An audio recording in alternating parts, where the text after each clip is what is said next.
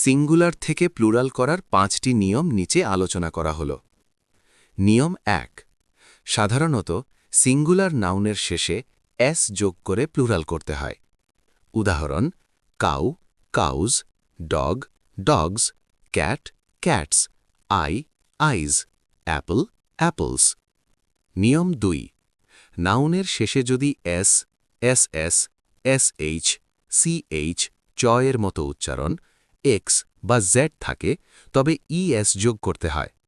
উদাহরণ: bus, buses, class, classes, brush, brushes, bench, benches, box, boxes. নিয়ম 3।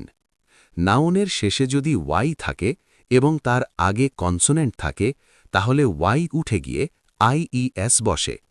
উদাহরণ: baby, babies, city, cities, fly, flies, story, stories, hobby, hobbies. নিয়ম 4।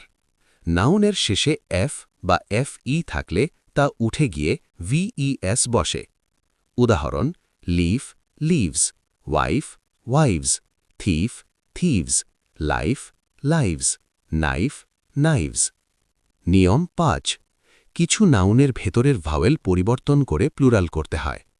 উদাহরণ: man, man, foot, feet, tooth, teeth, goose, geese, mouse, মাইস।